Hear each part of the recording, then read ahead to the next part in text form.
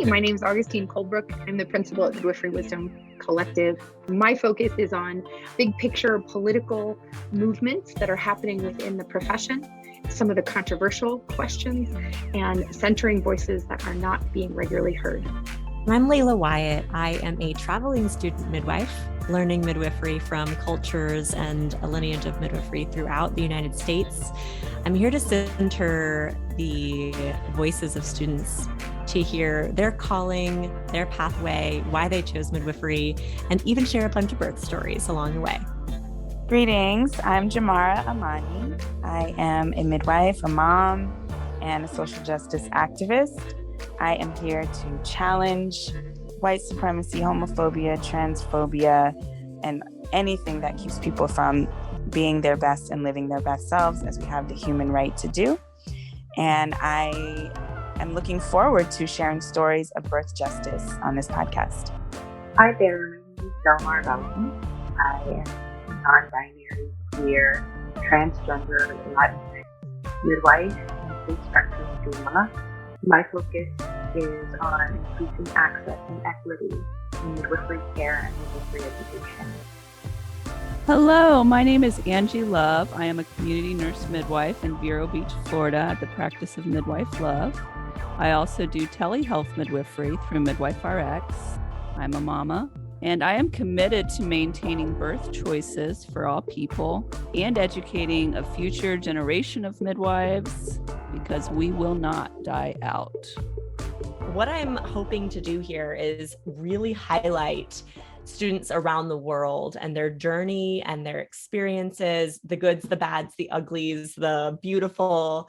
And, you know, honestly, I've had a chance to interview a lot of students now, and some of it is awe-inspiring and like, yes, that's amazing, I'm so glad. And the others are like, we've got to fix this problem, right? And there's a lot of problems. Yeah, there's a lot of disconnect. There's a lot of one thing, like the common theme that has come up here is like the hazing, like the midwifery hazing, like they had a shitty experience. So now I have to make sure you have a shitty experience. So that's kind of a theme that I think that needs to be highlighted throughout midwifery. So I'm here to hear all of it, right? Every single piece. Don't be afraid. Then I'd love to start you off by just introducing yourself, where you are, and then go into a little bit of like, why midwifery? What was your path here? Yeah, cool. So my name is Brieana Davison. I originally was born and raised in Los Angeles, California, and just moved to Minnesota during the pandemic, which is a whole nother fun thing to do as a student with knowing nobody in the birth world moving here. That was fun. And so midwifery, I had always wanted to be like in the medical field in some way as a child. I was like, I want to be a doctor, I want to be a vet, I want to do, you know, something. But as I got older, being a doctor never appealed to me. I never wanted to do surgery. I never, you know, it just didn't. So I went, you know, the complete opposite direction and went into film. So I have my first degree in filmmaking, and then I had my first child, and I didn't want to be gone for, you know, like 120 hours a week. And it was just this major like hyper masculine world, and I just didn't like it at all. And it was awful, and I was treated terribly. And like, could I have stuck it out? Yes. Did I want to? No, it just didn't. So then I fell in love with body feeding, and I decided to pursue becoming a lactation education counselor and eventually an IBCLC. So went that route, ended up getting pregnant with my second child, still had no idea what a midwife was. And I actually was like, people that have children at home, like, what is that? That's just super like strange and foreign to me. And then I had something very interesting happen with his pregnancy. I filed my application for insurance, and my son got on the insurance and I didn't. I was lost in the paperwork, even though it was on the same application. And I was unable to be seen by anybody. And they were like, well, we can't take you as a cash patient because you have an application with insurance and it's insurance fraud, but we can't take you because your application hasn't been processed. So I was like, so what do I do? And they're like, well, you just have to wait. Okay, meanwhile, I'm here pregnant and I'm like 26. And I do have a couple health issues with like blood sugar stuff. Like I get low blood sugar really easily.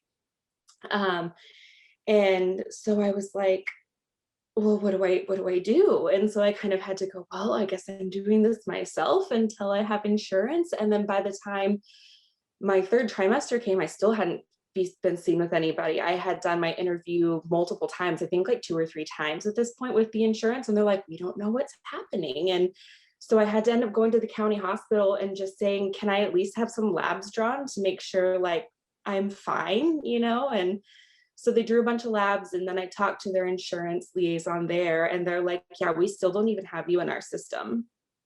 And I was like, how is this even possible? So I'm like, meanwhile, you're thinking like, how many other people are dealing with this right now?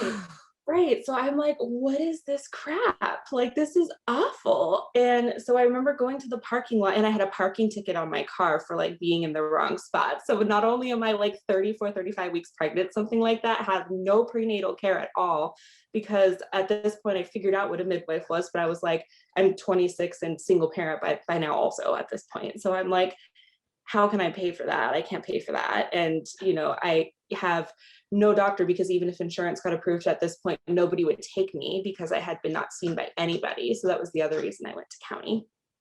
And so I'm like sitting in the car and I'm crying, and I'm like, this is ridiculous. This is awful. I was like, so I like remember holding my belly, and I was like, well, I guess it's just you and me, little dude, like, and we're just gonna handle it. So I just, you know, tried to keep myself like as healthy as possible through my whole pregnancy. And it really kind of helped me connect with the process, and I guess like the normalcy of it, and like how maybe I didn't necessarily need somebody to monitor me 100% of the time, and taking back a little bit of that autonomy. And then all of that was stripped right away, like when I had to go basically say catch to whoever was at the hospital, because I was like, okay, could I have done an unassisted birth? Yes, but I also have zero idea of where my placenta is. I have no idea if he's okay. I have no idea if I'm okay. Like, you know, so he came on his guest date. I was having some kind of sporadic contractions. I did have waters prematurely rupture.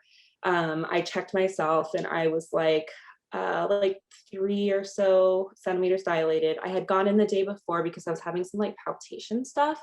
And the nurse just treated me like crap. And she was like, you're only a 1, you'll be pregnant for another week. And I was like, no, I'm feeling weird.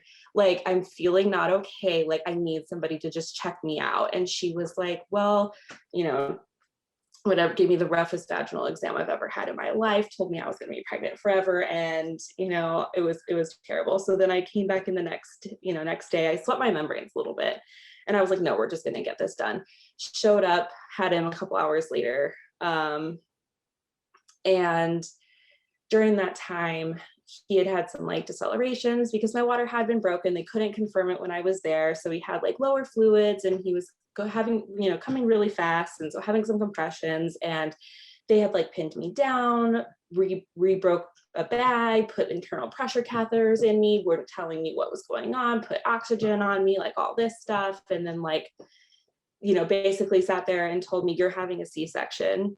And I was like, no. So then I like, my one saving grace was this amazing per diem nurse that doesn't work at the hospital. And so she put me in, you know, like side lying with my leg up on like the stirrup, and we got his heart rate stabilized. And she was like, stay in this position as long as you can. And so I'm unmedicated, and I'm just sitting there, and I'm like totally dissociated. And I was like, I'm just going to sit here till he falls out. And essentially that side lying position with a peanut ball or a stirrup is no joke. Like, it's good because it's helping that rotation. Like, you know exactly why she put you in that, like head compression. Or even like cord compression, head rotations happening. But like for someone unmedicated, literally that is the worst. It was like they flip out. Like I get cussed out and Yep. And I understand now why she did that. And I was like, thank you, because you saved me from having a cesarean. And she's like, are you okay? And I'm like, I'm just going to do this till he falls out. I'm not having a cesarean. He's just going to fall out this way. And that's basically what happened. He like fell out on the table, and I was like, who's catching him? You know? And so it was just a really terrible experience. I was drug tested. I was treated poorly because I didn't have prenatal care. And she had ended up telling me what a doula was. And so I ended up that route. And then eventually, you know, now we're here, and I'm like studying to be a home birth midwife. So that's how we're here. So it's interesting to hear that like your path to midwifery was based on a really negative experience in your own birthing journey. Do you feel like you like, because I find that sometimes when midwives come into birth work in that way, there's going to be like two really hard and fast rules in their heart. And the first is either like, I will not allow someone to be treated how I was treated, or there's like held trauma in your body that like is gonna hold you back in midwifery for a little while. And you got to like work through not like still holding on to this, because you might have to make a hard decision in midwifery. And like, I'm not saying ever treat someone that way, but I'm just saying like, there's gonna be a boundary in which you can't cross because of your license or whatever. And it's gonna be a spirit work for you because it's gonna have flashbacks to that hard birth. Have you run into anything like that? I do. And I think that's why it took me until 2018 from 2014 to finally make that jump to commit to education, is because I knew I needed to do that work, like and heal before you taught. Yeah. And so I did doula work for a while, and for a long time I was not necessarily anti-establishment, but I did feel that, that wall and that block. And it was like, interventions are bad, interventions are bad, interventions are bad. And now I'm at that healthy place of like, you know what, if you need them, you need them. And I feel like that's a much better place to be with my practice now than what I was, 6 years ago. Yeah. So, And that's, wow, that's a lot of work. That's a lot of work. You did a lot of heart work and spirit work to get there. Right. So you don't have to name the school, but tell me a little bit about the school that you're going to and why you chose that school. Yeah. So I started out doing MEEK because I was in California, and I picked that school because it resonated with me. I looked at a bunch of different schools online, and just their online presence felt really good, and they did have some samples up. And so I decided, okay, this is the one. I'm that planner where I have to like research everything to death before I pick something. So I did. And it started out as a pretty great experience. And then it went downhill. And so now So how long from the time like you knew you wanted to go into midwifery and you started doing the research to choosing the school? About 2 years. About 2 years. I also had to save up some money because it's expensive. It's really cost prohibitive. And there's zero financial assistance for it. And I understand why certain states would want to start kind of streamlining it a little bit, but I also feel like it's also kind of problematic, because then they also don't want to give a way for someone to be like nationally accredited or regionally accredited so that they can accept financial aid or FAFSA. And it's just, it's like $25,000, and you have to pay like $5,000 of it up front. On the low end. Yeah. Yeah. Schools. So those who are listening, schools range everywhere from $9,000 to $60,000, depending on the time and the accreditation and the in-person and the traveling and things like that you're going to. So yeah, very, very wide variety. So it took you 2 years to kind of do the research. And like I always say, when people ask me, I said, yeah, I did like a Venn diagrams and Excel spreadsheets and the pros and the cons and like all of those things to try to get that one school. And so what at first like called you to this school specifically? I felt like the values that were presented online really meshed with mine. And then the samples of the work they had up kind of fit my learning style really well. And they had a few different sets. You had to get through one type of set, and then there was the second set. And so they were showing the second set, and I was like, oh, that fits my learning style. So then when I got there, I had to get through the first set, and the first set was pretty awful. And the person that was the instructor for it was really gatekeepy, really inconsistent with the grading. And my experience is apparently not unique. And it became this really unnecessary battle to even just pass. And I ended up having to escalate it, and it became like, well, we don't know, and we don't know why you're not passing this. And it was literally down to like 0.5 of like a grading point. And I even went as far as to requesting samples of work from fellow peers, and I'm looking at theirs and looking at mine, and I'm going, why the hell is mine not passing? And, and it would go from the paper I wrote in the module before being, this is the best thing I've ever read, you should submit this to Midwifery today, to you have no reading comprehension. And I'm like, how does it, you can't have it both ways. And then someone stating, oh, well, if you did this in person, everybody passes in person. And I said, but not everybody can do it in person. I'm a single parent, and I can't just ditch my children and go to a different state or go up north or go wherever I am in, relative location to this, and spend all my weekends for like 3 months, up north or wherever. And I said, there needs to be a better way. So I want to get your feedback on something, because this tends to come up a little bit often, in the sense that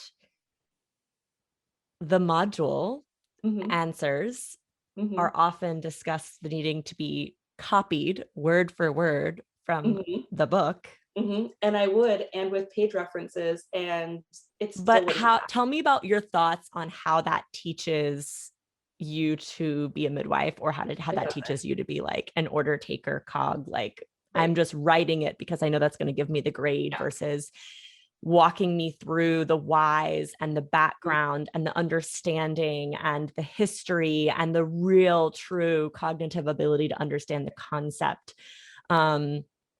This isn't uncommon. I'm not saying in midwifery schools, but it isn't uncommon with preceptors as well, where the preceptor will say, I need you to do it exactly how I do it before I explain to you why I'm doing it like that. Like, I need you to have this muscle memory of, do it like me.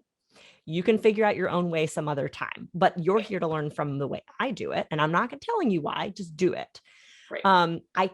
I can see both sides to that, but with your experience of kind of like, write my stuff word for word, and it still didn't suffice for the answer, how do you feel like you were growing and learning and developing? Oh, I wasn't. And it was super frustrating, because like I, said before, like, I already have a bachelor's of science degree in something. I grew up in a very medically minded STEM-based family. I come from a long line of like engineers and things like that. So I don't come from like a ignorant, uneducated background. And for someone to sit here and be like, you don't have reading comprehension. I graduated high school with like a 3.8 GPA.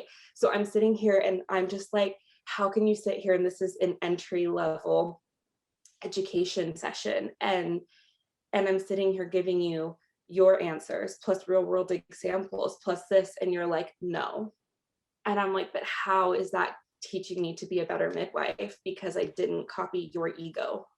So how long did you stay with this school before you realized that it wasn't in aligned with your truth and with your learning? So about 1.5 years. And that was mostly because I was just trying to get through these modules. It would take me almost 3 months to get through like 1 or 2. And you're supposed to complete 2 at least every quarter. And it would just be like, I would just keep getting rejected and sent back, rejected and sent back. And it would get to the point where I was like, I don't understand what you want from me. And then I would get the threat of like, well, we're going to drop you if you don't pass. And then I would be like, well, then you have to let me know what you want from me so I can pass. And then it would turn into, well, you have to copy me word for word. And then we would have arguments. And then I think I got kind of placed into that, well, you're just a difficult woman category, which was really ironic, because even in the book I'm supposed to be copying, there's a section about how you have to be a difficult woman to get ahead in midwifery, especially when licensure. And, bills get passed and things. So I was just finding it kind of ironic that I'm being told to do one thing in this book I'm supposed to be copying, but then I'm questioning authority in another, and I'm being put down in this as I'm progressing in this world that's supposed to be, I'm supposed to be this badass human being that goes forth and fights for what I believe in. So it was just, it just wasn't working for me. And then as I kept standing up for myself, the more I kept getting, pushed back on. And yeah, there's a lot of those like double swords in birth work. As a doula, I know that experience of being like, oh, well, you're the rogue doula. But then it's like, why didn't you advocate for her? Right. Well, if I stand in front of the scissors of the episiotomy, I'll get kicked out of the hospital. Right. But if I don't say, they're about to start lidocaine for an episiotomy, would you like to talk to your doctor about changing positions? Right? Like, right. It goes that way in midwifery too. You're totally right. Like, we need to be these badass law changing witches, but don't speak against your preceptor or your school about the change in the education that they're offering. Right. How dare you stand up to them, and I kind of experienced that with my first round of precepting too. There was like definitely some undertones of like the worst kind of racism where they think they're like an advocate for, racial justice, but like really they're just, doing their racial justice in a way that's actually harmful, so there's like a lot of that too, where they're like, no, I'm helping Black people, but I'm like, are you? Interesting. So how long before, so you were there for 1.5 years and you kind of realized this wasn't your path. And then where did you go from there? Why did you, where did you leave to? So the second I realized I was moving to Minnesota, I was like, they accept PEP. I said, so I'm just dropping. And so we kind of had a fight about that. And well, at first they were like, well, since you're so far behind now, you can choose to go on a pause. And so I said, yeah, let's do that. Let's go on a pause. And then I thought about it, and then I decided, okay, I'm moving, so I'm going to drop. So I said, okay, no, I'm going to drop. I would like my preceptor fee that you hold back. And so they were like, oh, no, you're, and so during that pause, it was, well, we go back to where you haven't submitted anything from and you don't owe any tuition for that period of time. And so I said, great. So, but because I was leaving out, all of a sudden I owed all this tuition. So they ended up taking my preceptor fee that was on hold for that tuition. So then there was threats of, so then I had to go down this line of like, well, now I have to sue and, all this stuff. And so now there's a settlement. I have an NDA signed, which states I'm not. Do you feel like you could have uncovered some of this in the beginning by asking more questions? I don't know. The person that I was speaking to in the beginning was actually really wonderful, like their admin person. She ended up leaving about 9 months into it, and then they ended up having several different admin people like run through very quickly after. And I feel like that was kind of a reflection of how things were run, and I wish I would have known that sooner. I feel like if I had asked more peers, or if I had kind of followed my gut and done the initial first, because you have the option to do that separately, I would have only paid the $2,000 to do that separately versus now $12,000 later, and I just lose that. Right. So for those of our listeners, some schools offer like different modules in which you don't have to fully enroll in the school first. You can, it's like an introductory course that's designed for doulas or birth assistants that want more information and education, and you can enroll in that course, get it, and then once you complete it, counts as the first set of the rest of your midwifery education, but you aren't fully enrolled in the school. So now that you're in PEP, and okay, let's back up a little bit. You had a preceptor in LA. Yes. Yeah. How did you choose that preceptor while going to this MEAC accredited school? So when I was there, we would get like kind of mass blast emails sometimes from prior students that would say, oh, I'm looking for students. And then there was, also you just reach out to places. I forget exactly how I ended up meeting up with this birth center, but I was like, cool, birth center, I can bang it out, like just get it done. Like I'm the type of person that I really love like fast paced and being overworked essentially. Like I love that. Welcome to midwifery. Good job. Yeah. I feel like my ADHD just like loves, being over processed. So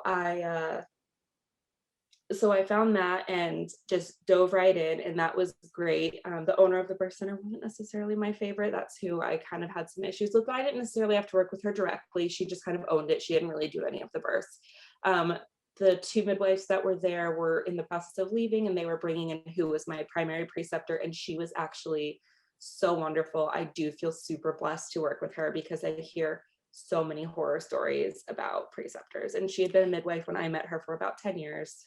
What was so amazing about her? Like, what was like the best thing about her as a teacher or as a preceptor?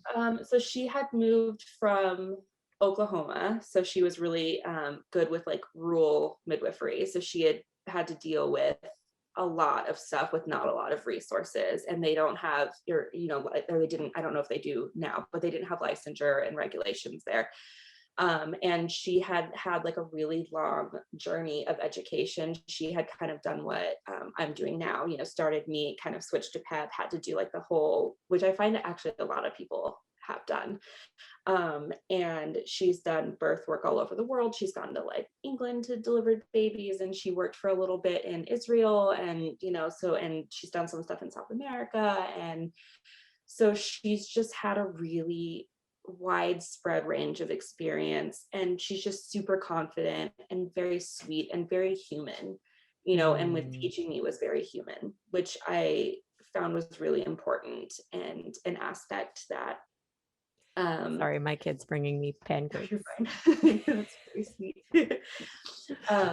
Which I didn't know was possible with preceptorship because you don't hear about it. And I just felt so grateful, because I was going into it expecting to just be like, cool, I'm going to be abused and I'm going to get my license and then I can do something about it, later. Yeah. So I feel super grateful because I was kind of abused by the center. It was like, oh, you're the student, you get to do all the admin. And because the agreement was you don't have to pay me, which I think is bullshit anyways. There's a lot of preceptors that are like, you have to pay me to study under me, which I'm like, okay. Excuse me. So yeah, I think it can go like three ways, right? I've seen preceptor student relationships where the student has to pay the preceptor to be taught because of the additional like time and work that the preceptor puts into skills drills or the education, or just like the extra energy of having a student there that's like, what's that? And what's that? And what's that? And so the the preceptor just feels like the way they are being reimbursed for the energy is through a monetary energetic exchange. Then there are some preceptors who believe that it is a symbiotic relationship, and that the work that you do at the birth center or for the midwife as like the assists or the cleaning or all of the stuff that you do with a birthing person is energetic exchange for the learning. And then there are some who pay the student I've had that to do that as well. So it's that, is different. It's going to be different for every student who is listening. Sometimes it's just, there's nothing you can do about it. It's geographical. You only have this one situation in your area. If you have the ability to move for your preceptorship to find the right one that works for you, cool. But that's, I'm glad that you started off with a really positive relationship. Yeah. Why Minnesota though? Like LA to Minnesota, that's not exactly like a similar jump. No, so a friend of mine actually lives in Wisconsin, and I've done all of her births. I met her in California, did her birth in California, and then came out this way, fell in love with like the Midwest area. And then I started dating my partner, who is from California originally, and he lives out here and does school out here, and came to visit a few times, and we decided that that's what we were going to do. And I kind of fell in love with the licensure and the birth culture, and it's very widely accepted here. Licensure is also optional here, and so, which is kind of cool. So you can practice as autonomously as you want, or you can license and follow the regulations. It's a much nicer like feeling too. Just the culture is a bit nicer. It's not as strict. I don't feel like you're constantly fighting to keep what you already have. Like California, when I was leaving, they were trying to take away VBACs, and it's just like this constant trying to take from midwives. And also just like the cost of living is nicer. It was getting to the point where it was just so expensive just to exist. I was like losing time with my children, and being a student and still having to take doula births because I wasn't getting paid as a student. And so I was taking, up to 10 student midwife births a month, plus 2 to 4 doula births a month, plus still doing like 5 or 6 placentas a month, plus still trying to take care of my kids because I still had to pay for a sitter for all those times I was gone. And eventually I started running out of money and would have to bring my kids with me to the birth center. And I asked my preceptor, we had a little classroom that was attached that, was upstairs. And so I would bring them with their sleeping bags and stick them upstairs, and they'd sleep upstairs while I was, getting my catches. And it's just a nightmare. And I was like, I can't, it's not sustainable. I just couldn't. And so when I started dating my partner, I was just like, it just makes more sense. And it's nicer here, and we love it. So did you look for a preceptor before you moved, or did you move and then start interviewing with preceptors? Yeah, no, I moved and I was like, whatever happens is going to happen. And I just jumped, and here we are a year later, and I still haven't caught a baby towards my license. And I'm like this close to being finished. It's kind of stressful. I am currently with a preceptor, kind of. She submitted her paperwork in like December or January to NARM to be a preceptor, and I'm supposed to this month start doing catches with her, but then she's also covering at a birth center starting next month for the summer, so then it's kind of up in the air. That's the only downside, is Los Angeles was like filled with preceptors, and I would have been done by now if I had stayed with my previous preceptor. But here everyone takes like one student at a time, and there's not a ton of them, and so that's been the biggest hurdle. And yeah, so you've been working with her just like as an assistant, that's like everything you do doesn't count, but learning her ways so that way once she's approved by NARM, it's just a really smooth process. So how many catches do you need before that phase is over for you? Or how many whatever's like checkoffs like of anything? 10 catches and 15 initial visits, and then I can sit. It's like so ridiculously close. But and how many does she take a month? She takes like 3 to 4 a month. Okay, so like once she comes back from doing this in August, September timeframe, 3-4 months later.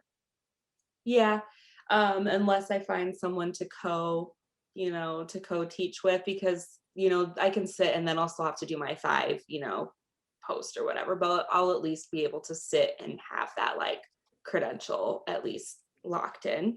Yeah. Even if what's the birth community like there? It's actually really wonderful. Yeah, it's pretty great from what I can see so far. And even though I haven't been able to like really lock down like a preceptor, so far, it's they've all been super sweet and really great, and really helpful. When I first moved here, I reached out, and one midwife met me for like a socially distanced like coffee meet, and she said, I can't take you because I have a student, and then I'm transitioning to a partnership, but here's a list of midwives that I think you could reach out to and check. And so they've been super helpful and really Is that you that's beeping? I think so. Let me. Okay, close cool. that I just wanted out. to make sure that wasn't something like about to die on me. And No, I have a client like texting me and I didn't realize it was on the computer. yeah.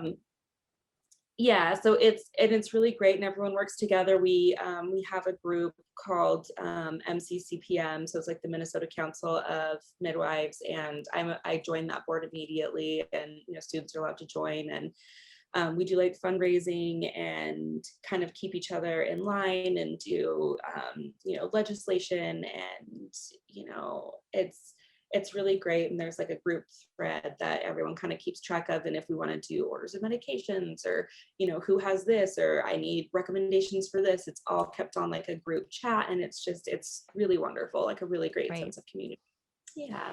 So do you plan to stay? Like, where do you plan on practicing and why? I do plan on practicing here and in Wisconsin. I'm kind of on the border, so I'm in Minneapolis, and I do a lot. I've done actually probably more births in Wisconsin than in Minnesota at this point, as far as an assist stuff. So I do like it here. I think we'll stay here for a little bit. The other nice thing is they're trying to do a certified midwife legislature, so I'll be able to bridge if they do that, which would be great, and then I'll have a similar scope to a CNM. In the state of Minnesota, which would be wonderful. Cool. Yeah. So I think that'll be great.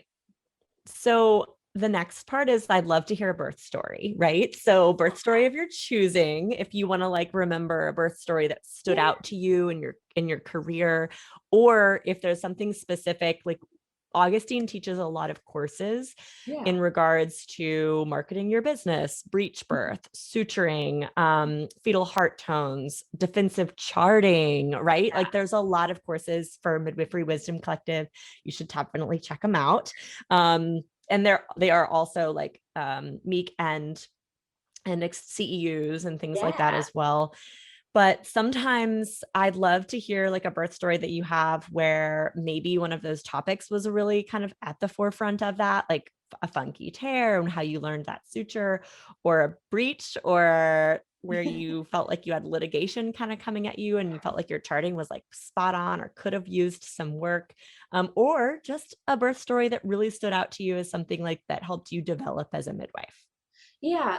So I know when we did our like initial questions and stuff, I was kind of like, I don't know, there was just like a moment that like clicked where I was like, this is where I was supposed to be. And I was thinking about like the charting one. And my very first resuscitation was really fun.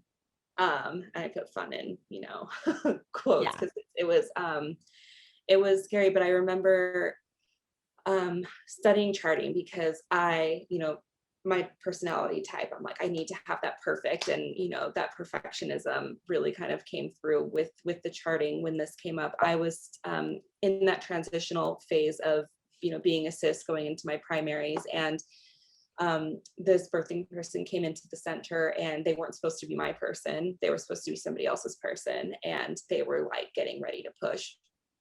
And there was no way that the person who was supposed to actually be there was going to get there. And her water's released, and it was bright, thick green with particulate, and birth was imminent. We couldn't transfer, and baby needed a full resuscitation with had aspirated meconium. And I just remember being like, oh my gosh, this is the first time I'm going to have to use my NPR or NRP skills, my charting skills, my all this stuff. And I just remember feeling so relieved that I had really studied charting and really studied my NRP and really, was able to know what all the tools were that she needed, how to actually do fetal heart tones and what like retractions looked like, and being able to chart and be able to hand those things off at the same time was really, really helpful, being able to activate EMS, because it was just her and I, at the center. Like the other student or another another midwife. Yeah. Okay. So and you were primarying this birth. So no, I was just assisting, which okay. Yeah. But yeah, it was, the person that was the other student, it was supposed to be her assist, and I was technically in my primary phase and she wasn't going to make it. And so I was like, all assist. And it was kind of awkward, because they had never met me before. And I'm like, hi, I'm here to help, resuscitate your baby. but it was kind of a really intense first resuscitation. Like I had never even really had to see like a baby be bagged before, and we had to full on go in with the Deely and like suction out, their lungs and, get them on blow by because they were having retractions and transfer to children's. And, it was, and then having to dealing with the transfer was kind of a nightmare. And so kind of being able to know how to speak to EMS beforehand too, because that was kind of intense too, because they don't know what they're doing, honestly, when they come in. They're used to dealing with adults, and they definitely don't know what to do when they come into a birthing situation, because they're like, what do you mean this person just gave birth and we're taking an infant in or a newborn in? They have no idea. And then when I was on the phone with EMS, she's like, so someone just had a baby? And I said, yeah, we need to transfer them to children's, this, that, and the other. And she goes, do you have a shoelace to tie off the cord?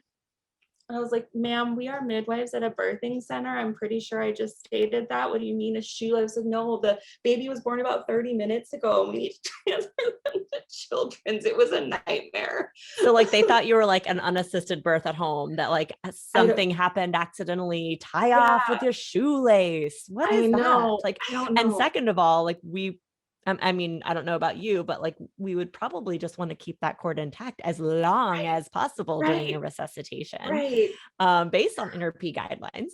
So that's so interesting that EMS would be like, oh, your baby needs resuscitation, cut off the cord, the placenta with a dirty shoelace. With a shoelace. The dirty, unsterile shoelace for a compromised baby. Yeah. So, but it was really nice to be able to know how to chart in an emergency situation and be able to still assist, during that. And it was really nice to, know that those skills were in there, because you learn them and you always kind of second guess that you actually have those down until you need to use them, And so that was just kind of a nice little boost of confidence of like, oh, I can do this.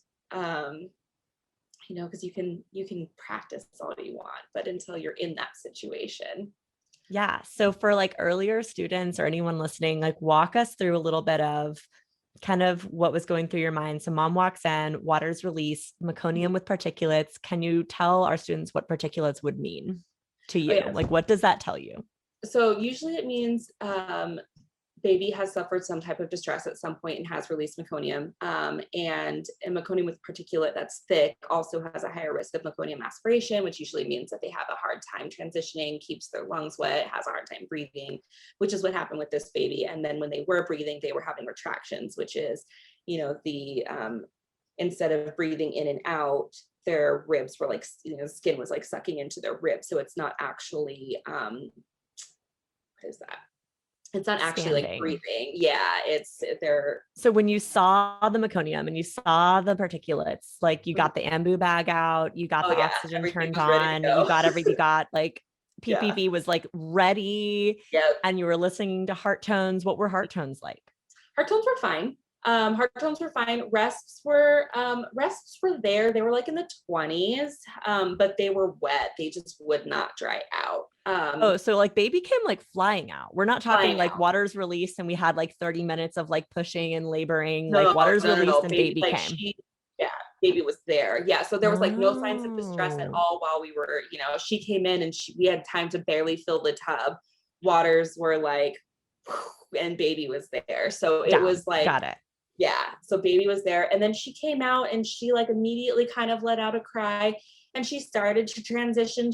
Her tone was still pretty good, but it was just lungs would not clear. We even got like the bottle nipple out. We're trying to like percuss on the back and, like all that stuff. And they just would not clear. And then so went in with the Deely after a couple of PPV, got her out of the tub completely, and just started sucking out just like thick green nasty out of her lungs. And it was just like that Deely, you always hope it doesn't overflow into your mouth. So gross. So gross. So what was so like I'm imagining, and for people listening, you can imagine the heat, like the energy in the room, right? Mm-hmm. Waters break, you see the meconium and the particulates, babies coming out.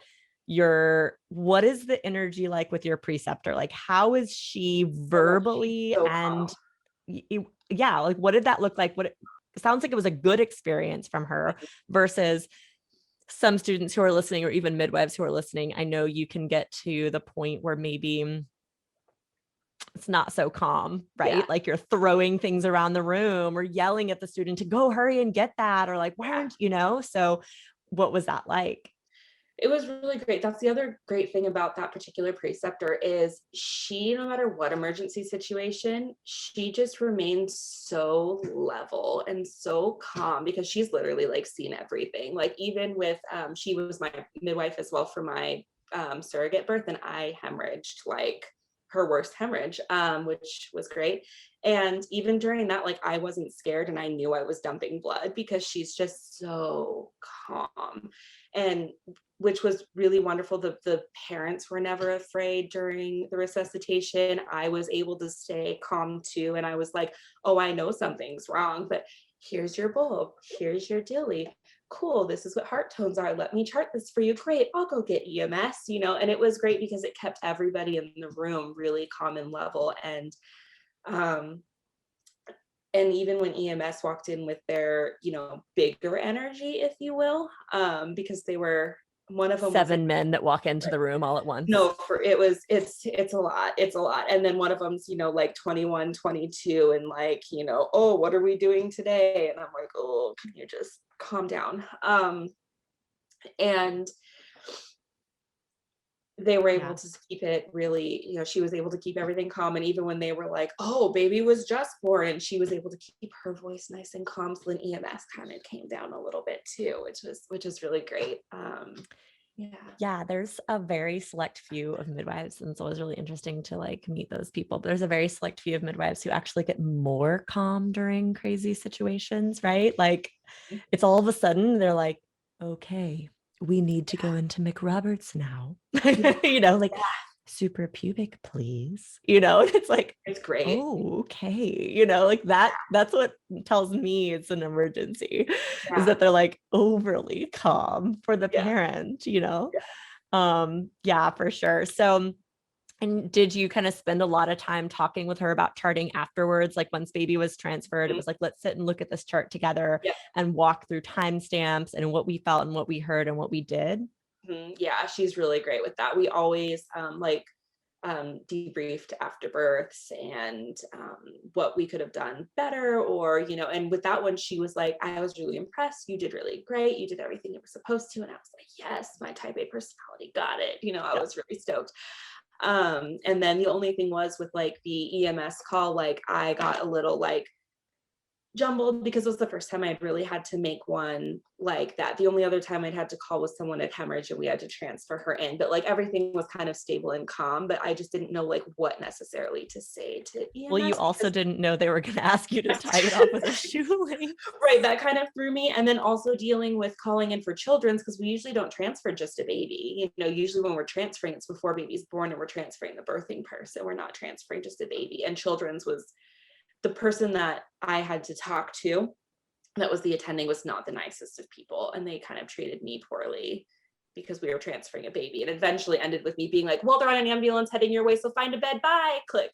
You know, like yeah, sometimes it's just you're telling, right? That's it, you're telling, like, this is what's happening, expect them in 20 minutes.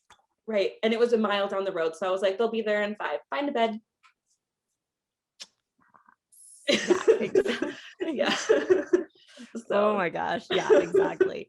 So, and we can totally cut this part out if you don't want to talk about it, but you mentioned something that I guess maybe I missed in our notes earlier, but how many surrogate births have you had? Just the one. And so that was the other kind of part of moving during the pandemic. That was fun. So I delivered my Sero baby at home 2/2/20. I lost about 2,400 mLs of blood. And then I moved in April of 2020 by myself with a hemoglobin of 8 during the pandemic. Yep. Yeah. What was your reasoning to do a surrogacy pregnancy during midwifery school while having 2 other children? I literally caught a baby on my due date. Yeah. So I want pictures of that, by the way. Like that needs to be our like icon for the screen. Yeah. So I had like this like friend acquaintance that had some issues with getting pregnant, like a decade or so before, and she had a bunch of stuff removed and they had some embryos. And I had worked in third party for a long time. So that's another history of mine, is I was a third party coordinator for like egg donation and stuff for a long time. And I worked in, reproductive health for like a decade. And I've donated eggs myself and stuff like that. And I love being pregnant, but I'm done with my own kids. And so she had asked me if I would carry for her. And I was like, yeah. I said, as long as you allow me to not have a birth in the hospital, as long as I stay low risk. And she was like, yeah, I'm totally on board with that. And I was like, great. So that's what we ended up doing. And since I stayed low risk, we switched from the birth center I was working at to having a home birth, because I do have fairly fast labors. My first one was 5 hours in direct OP. My second one was 6 hours. This one was an hour. So I never would have even made it anywhere. So I'm glad we did that one at home. But like a little bit of a connection to hemorrhaging with precipitous birth too. So that makes sense. Yeah. And IVF has a slightly higher risk of third stage complications. Plus my placenta was lower uterine segment anterior, and I had developed a fibroid during the IVF meds. So I was like set up. I just didn't think I was going to dump blood. Yeah. So now, because it was for a friend, did you go through an agency where you compensated well, or was it literally just like through altruistic love? I was compensated a little bit. I wouldn't say well, but it was kind of like, well, if I have to take a couple months off, like this would be what I would need to be able to take those couple months off. So that's what I was compensated. Yeah. Would you do it again? No. I mean, I would maybe, I don't know, maybe not necessarily for a friend. Right. I still think surrogacy is a wonderful, wonderful thing. The boundaries that were crossed during that were there was like a lot more gray to it than there should have been, which is also probably partially my fault, because I allowed boundaries to be crossed. So going back, I would have set a little bit stronger boundaries initially. And then also go ahead. Sorry. So then also just like what it did to my body personally. Like I was in my 30s. It was technically third baby, and then losing the blood that I lost. So just knowing what recovery was like after that. And those were my main reasons why I wouldn't. Did you end up transferring for a blood transfusion? No, I should have. Yeah, because you remained pretty low for quite a while after that. That makes sense. Yeah, no, I absolutely should have.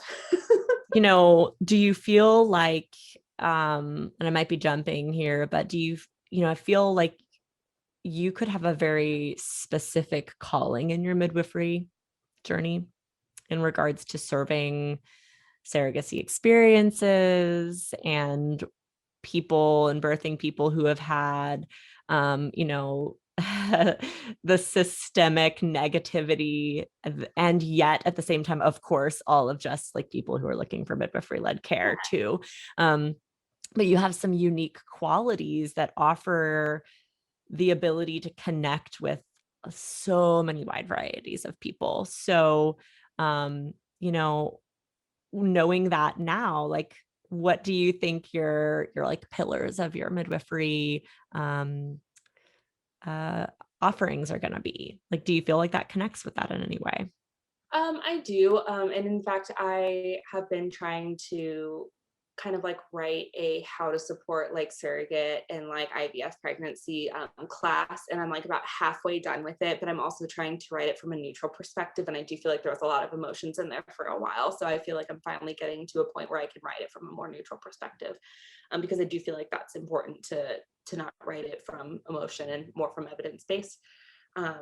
And so that's more going to be for like doulas and maybe midwives too, because I do feel like my midwife did struggle with trying to remain neutral, because she was like, but you're a person, you're autonomous, but then you're carrying another person's baby. So you do need to at least cater a little bit to, the intended parent's needs.